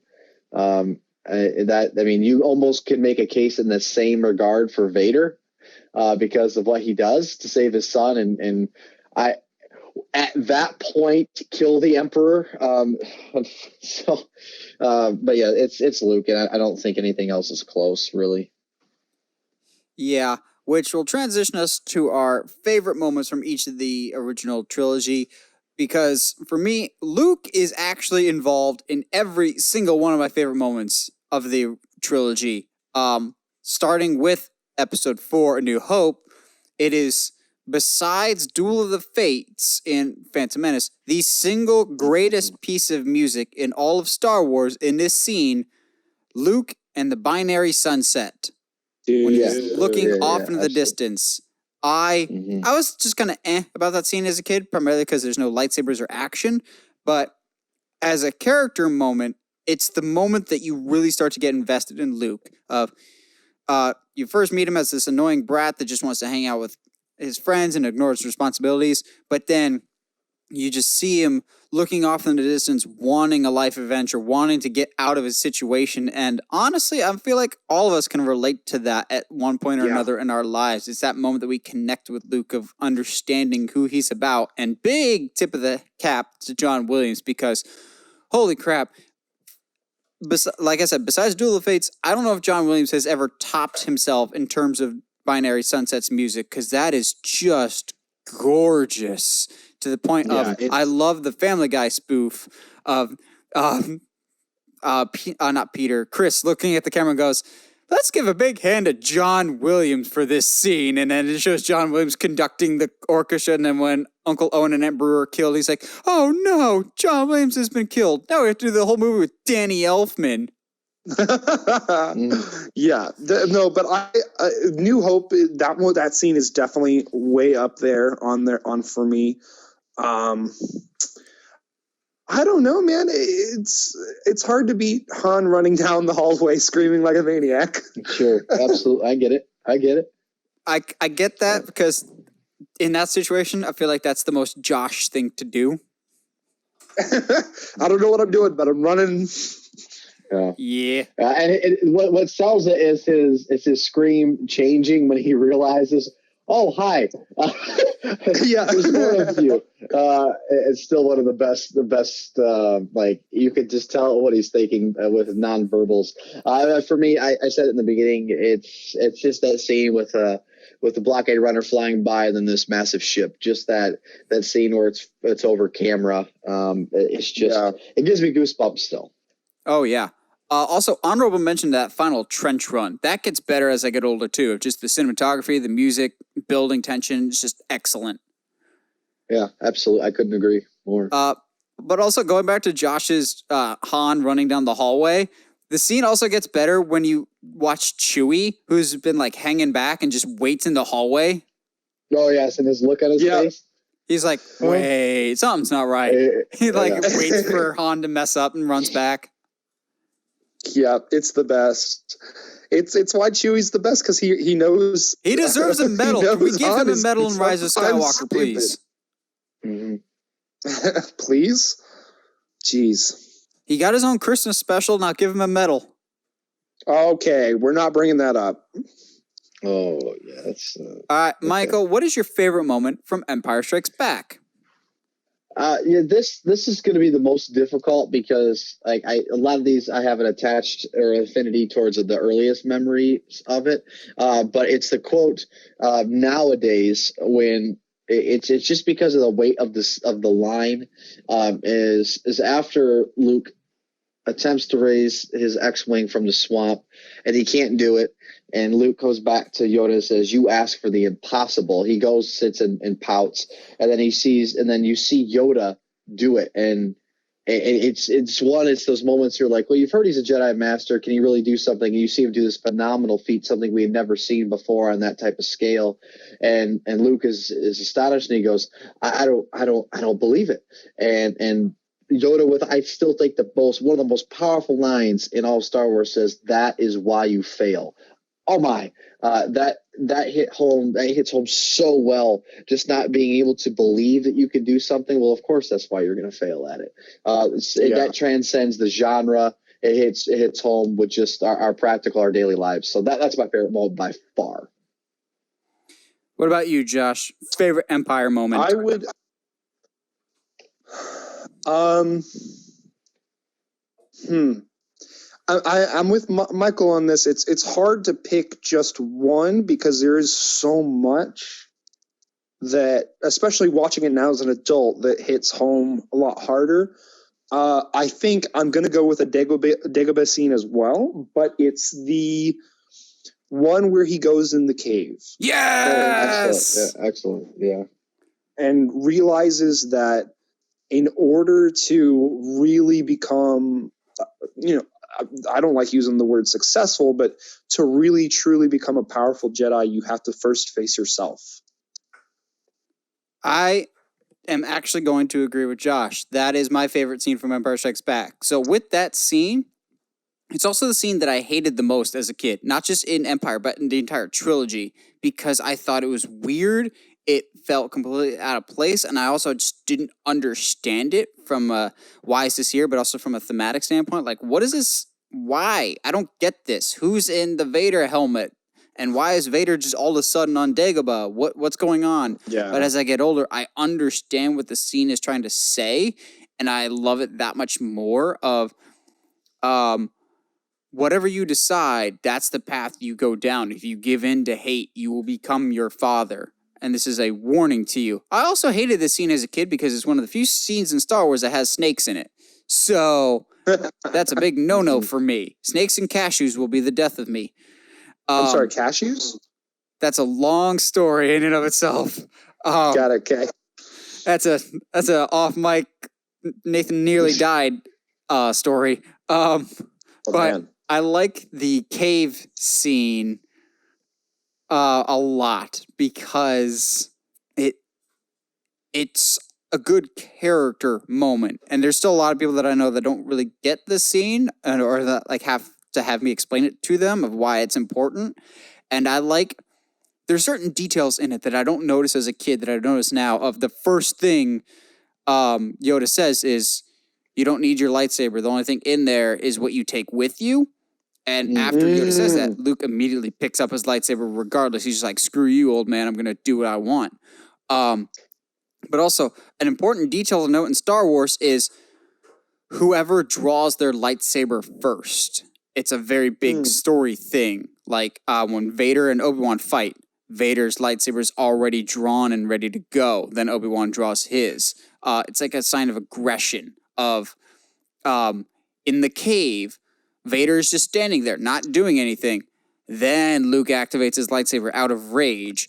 Then only after then does the vision of Vader turn on his lightsaber. Or in Cloud City, Vader's just standing there at the top of the ramp. Luke, just quick to battle. If I want to fight him, draws his lightsaber, and then in a kind of a manic, just ready to go state. And then Vader calmly and slowly turns his lightsaber on. And then when we get to Return of the Jedi in the final fight, Luke turns his lightsaber on first to try and Darth Maul Emperor Palpatine. And then when he, quote unquote, defeats Vader in the cave, he sees himself in the mask, which if you just watch it by itself and you don't know the reveal that will happen later in the movie, sure, it's confusing. But if you've seen Return of the Jedi, you get what it means. It's foreshadowing really, really well the future of the series. Sure, it didn't make sense at the time, and I didn't get it as a kid. But in retrospect, it's a really crucial scene that really dictates the direction of Luke if he's on his current path of impatience and hatred. Yeah, I agree. It's I think if anything, when it comes to Empire, all of the Dagobah scenes are extremely powerful.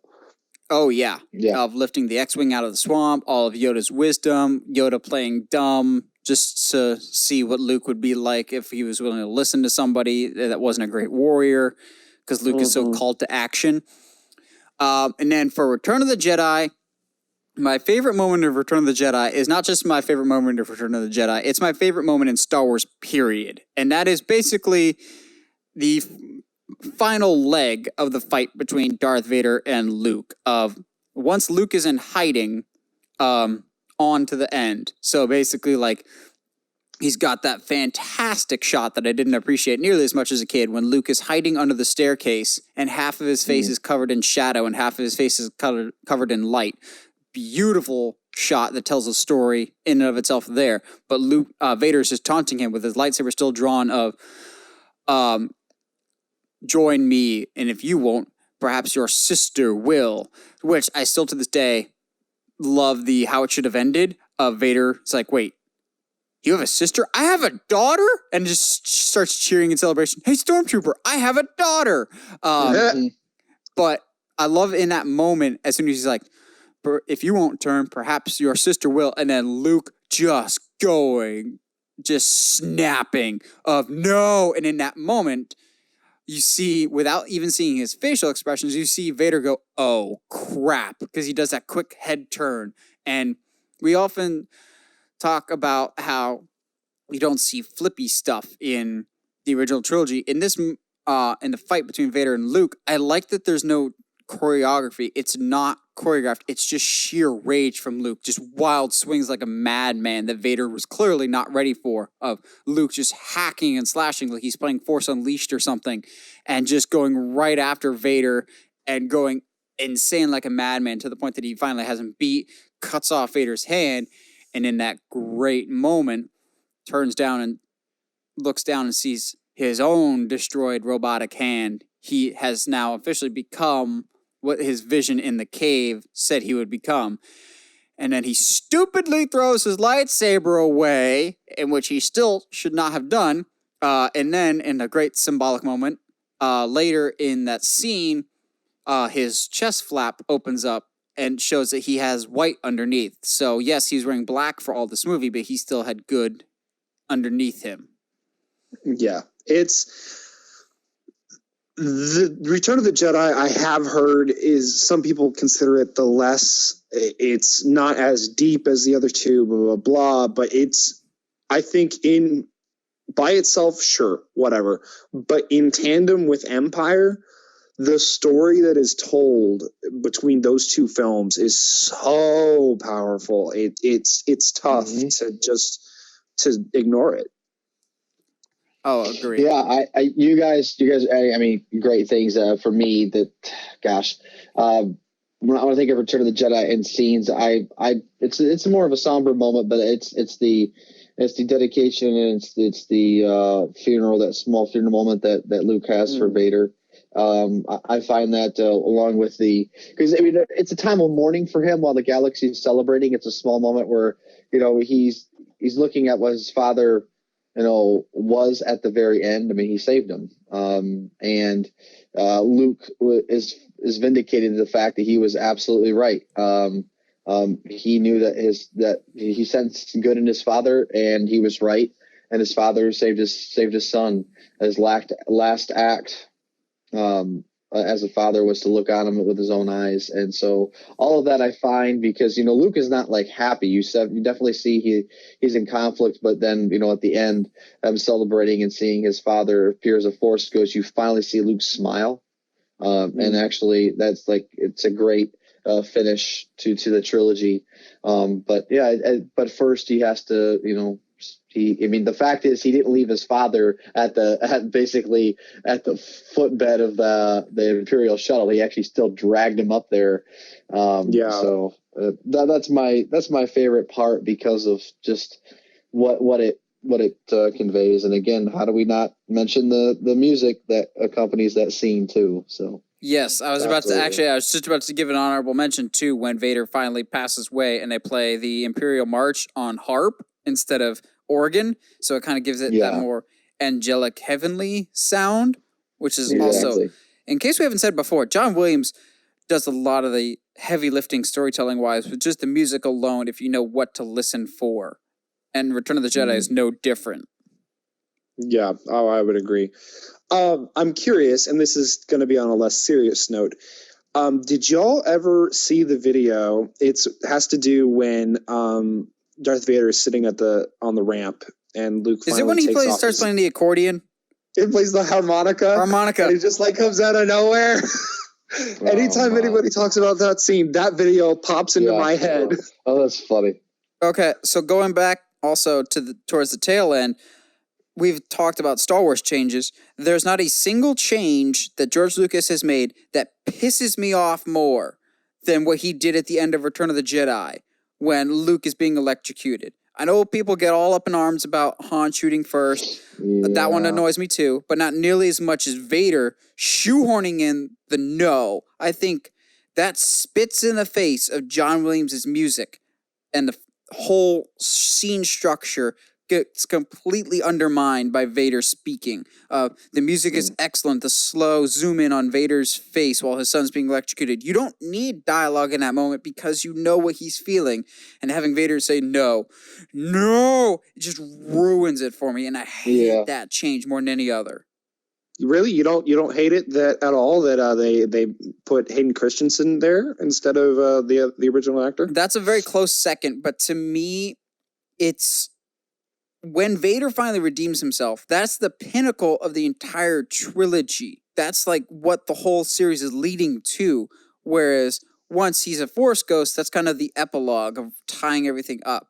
That does annoy me that Hayden Christensen's there because I actually kind of like that whole, wait, who's that guy with them? Oh, that's supposed to be Anakin. That moment of not knowing who it is. I like that. But it bothers me that Hayden Christensen's there. But the no thing annoys me even more. I mean, it bothers me that Hayden Christensen's there is not because it's Hayden Christensen. It's because everybody else. I mean, Obi-Wan was killed at a certain age, and that's what he appears as. And Obi-Wan, Yoda was killed died at a certain age, and that's what he appears as. That's why I like having Sebastian Shaw there, because this is the age Anakin died at, not the last time he was good. Mm-hmm. Yeah, exactly. So it was like, that really bothered me. Also, just the older I get, the more I think about it, I'm just like, how would Anakin know how to turn himself into a Force ghost? Because I assume Yoda was trained by Qui-Gon, as was Obi-Wan. Who taught Anakin how to be a Force ghost? It might be a power thing. We'll see. I'm sure that'll be a point of the Obi-Wan show, or at least I'm hoping it. Like, how do they not bring back Qui-Gon? Bring back Liam Neeson, you cowards. Yeah. I'm sure he's not taken currently. That, I want to laugh, but I almost don't want to. It's funny. That was funny. Okay? Legitimately, it was funny. I just don't want to. I don't want to encourage you. It's probably funnier the first or second time. Got it. Yeah. Rock on, guys. They're not going to keep making them, I would think. No, they're not. They're done. Three was the last one. Whereas John Wick can go on forever, please. I mean, it's at least going to 4. We know that. All right. We've talked about our favorite moments. We've recapped them. How are we going to rank them? Michael, how are you ranking the original Star Wars trilogy? From as far worst as to my best. favorites are like best, or do you think like are we doing objectively favorite. the best? So or your favorite? least liked to most liked. Now it's going to be in descending order. Top still is the original Star Wars, then Empire, then Return of the Jedi. Based on the order of release. Interesting. Yeah, I would least favorite, and it's by a very thin margin, is Return of the Jedi, Empire, then A New Hope. They're all so close. I just think of them as one big story.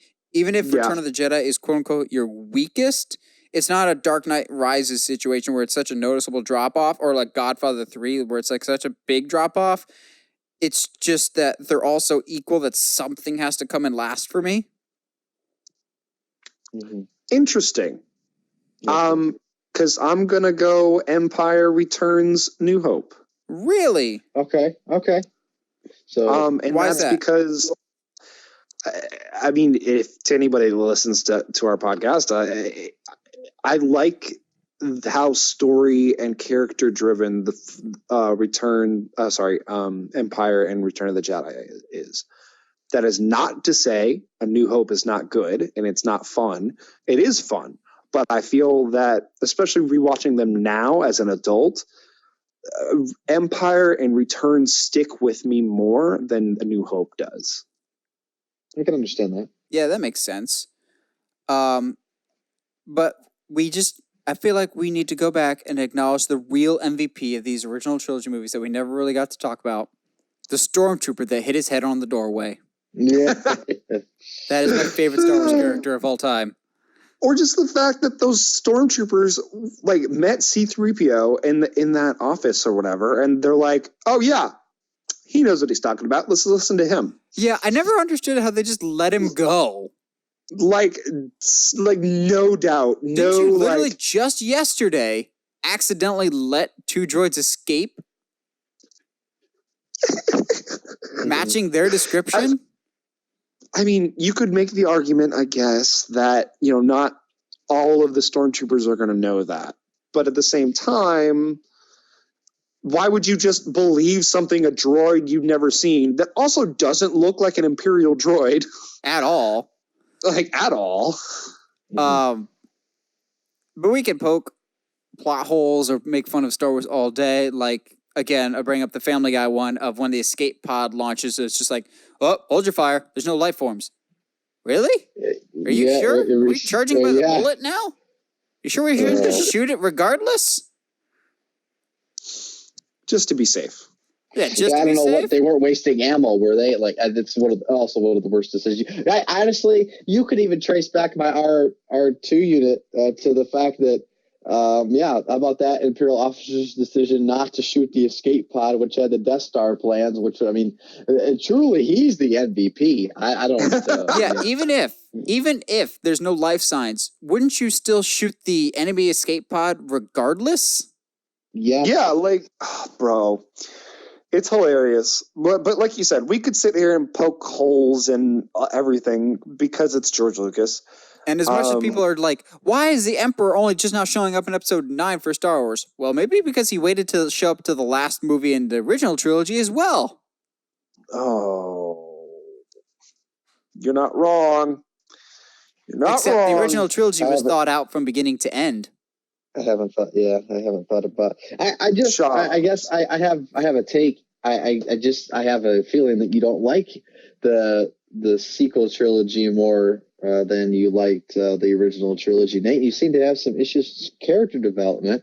Okay, I guess we'll get into it more. We'll set it up as a tease for next week, and then we'll wrap things up for this week.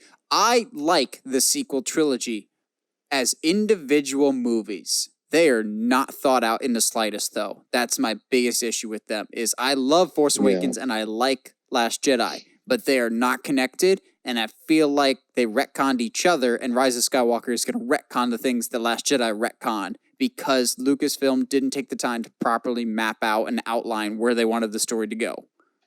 I think I couldn't agree with you more because I think it's pretty evident by the storytelling or lack thereof so far. Oh, emphasis on lack thereof. But we will cover that next week. Guys, any closing thoughts on the original trilogy?